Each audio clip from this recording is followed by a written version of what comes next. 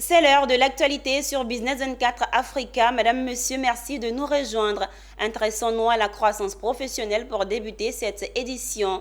Le Cambridge Institute, cabinet de formation et de coaching, a initié récemment une masterclass dénommée Growth en faveur des professionnels de la finance. Cette formation, tenue entièrement en anglais, visait à aider ces professionnels des chiffres à parler parfaitement l'anglais afin de présenter des graphiques, des tableaux et états financiers dans cette langue dite internationale. Konena Nourgo et Richard Akeke.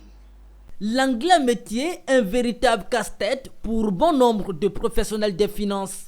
Mais il ne le sera plus pour cette vingtaine d'auditeurs comprenant des banquiers, comptables, assureurs, cadres financiers et commerciaux.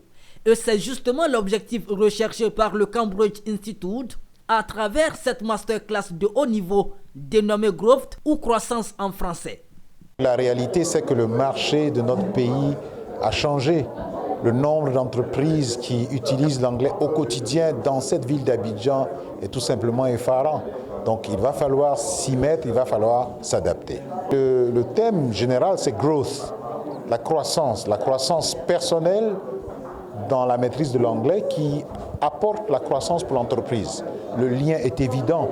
Quand on a une entreprise qui est attractive pour les anglophones, on a plus d'appels téléphoniques, on n'a plus de visites d'anglophones. Je veux dire, le problème de ce pays, c'est que nous sommes inaudibles, nous sommes invisibles et nous sommes immobiles parce que l'anglais ou le manque d'anglais rend les contacts difficiles.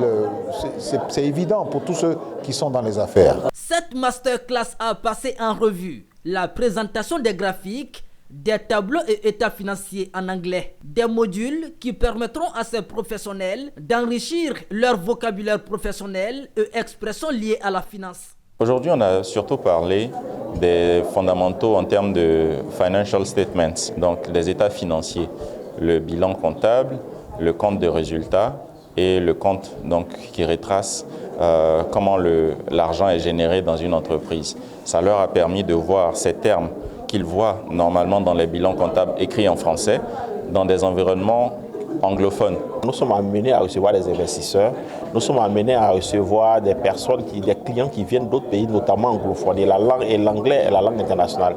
Donc il faut que nous arrivions à communiquer.